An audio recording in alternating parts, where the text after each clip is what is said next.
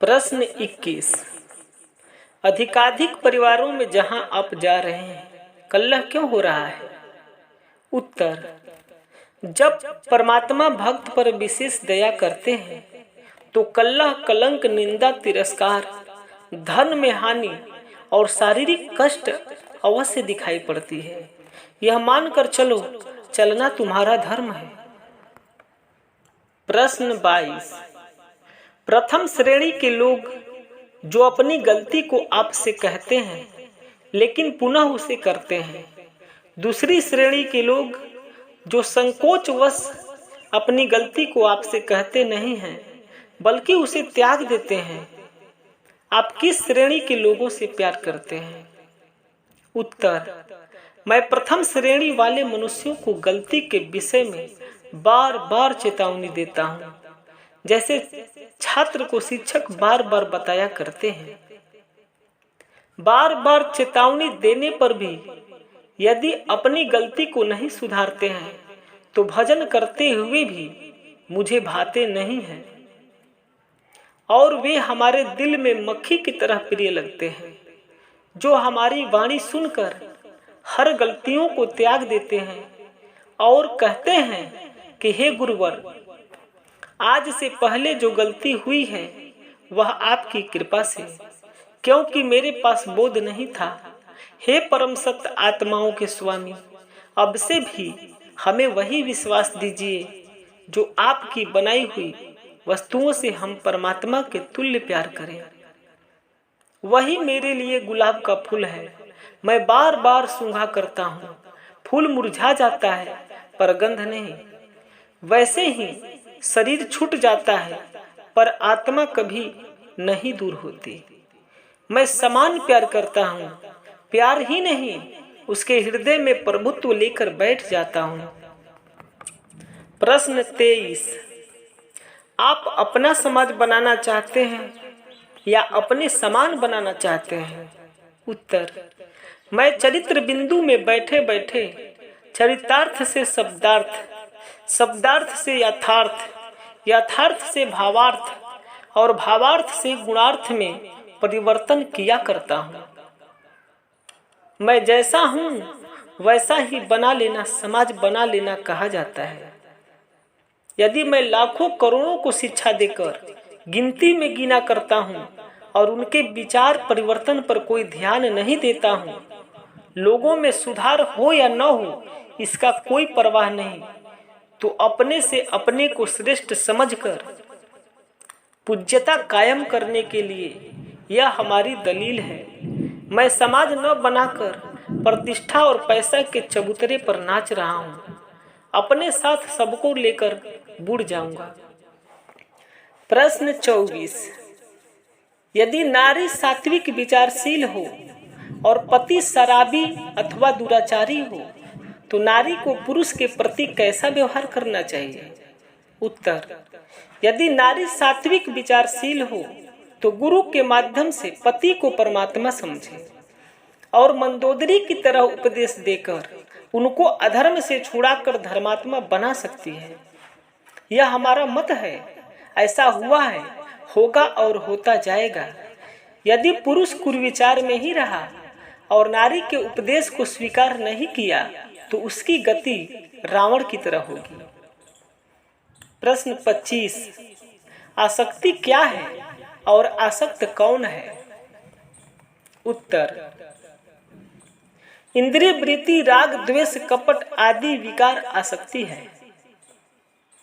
वह जो नित प्रति सांसारिकता में फंसकर अपने आप को समझ नहीं पाता है और हर सांसारिक बंधनों में जकड़े हुए रहता है, यानी वह परमात्मा की ओर कभी नहीं देखता, अर्थात प्रलोभन में श्रेष्ठ परमार्थ में अनासक्ति, जिसका कोई किसी पर काबू नहीं, अपना ही जीवन पहाड़ समझता है, वही आसक्त है।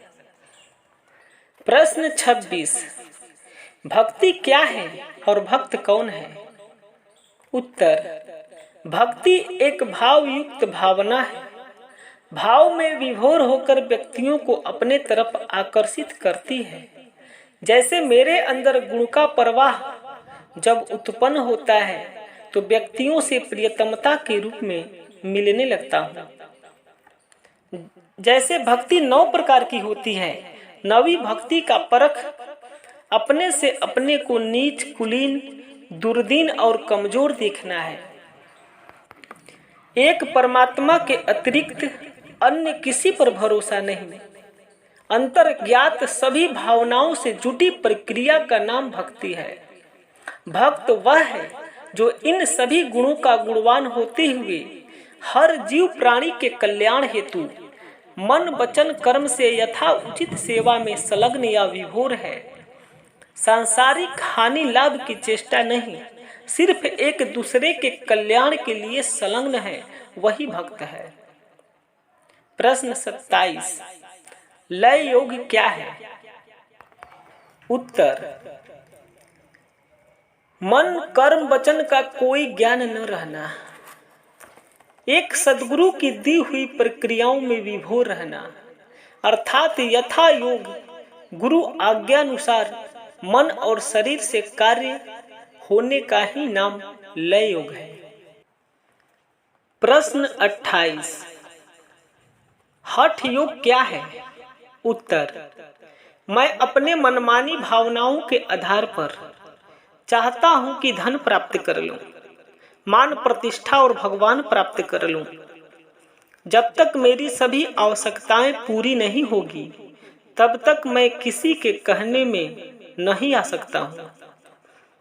गुरु जी जितना बता दिए उसके सिवाय हमारे मन और शरीर को न चलना, यथा उचित उनकी बताई हुई मार्ग पर चलने में अडिगता। हम प्राण छोड़ देंगे पर गुरु वचन नहीं छोड़ेंगे। मुझे कुछ प्राप्ति हो या न हो उसकी कोई परवाह नहीं। हम समाज सेवा के लिए, धर्म रक्षा के लिए, संसार कल्याण के लिए अपने को टुकड़े टुकड़े उड़ा देंगे। हम अपना सारा जीवन इन्हीं कार्यों में लगा दिए पर हानि लाभ की कोई चाहना नहीं। आदि उपर्युक्त कार्य हठ योग कहे जाते हैं। प्रश्न 29, विरक्ति क्या है और विरक्त कौन है? उत्तर, सांसारिक और पारिवारिक दोनों में मन का किसी प्रकार का लगाव न होना। लगाव न होने का कारण यह है कि जब गुरु दया दृष्टि द्वारा आंतरिक ज्ञान खुलता है तो सांसारिक हर वस्तु, पदार्थ, व्यक्ति, स्थान पापमय दिखाई देते हैं। ऐसा समझ में आता है कि उधर देखने पर मेरी शक्ति क्षीण हो जाएगी। परिवार और नारी काल के रूप में दिखाई देने लगती है। यही सब वृत्तियां दृष्टि गोचर होने का नाम ही विरक्त है।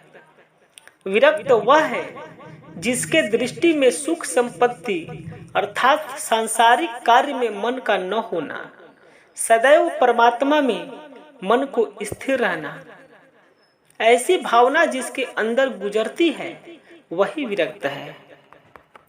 प्रश्न 30, जब ईश्वर एक ही है और सबके अंदर व्याप्त हैं तो सभी लोग एक ही साथ एक ही कार्य क्यों नहीं करते हैं?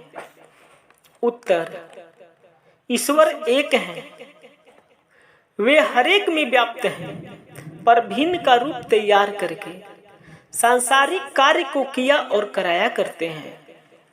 जैसे बाजार है, सभी दुकानों पर समान है लेकिन एक ही नहीं अनेक में पाया जाता है। यदि एक ही सामान हर जगह हो तो उसे बाजार न कहकर बैंक कहना पड़ेगा।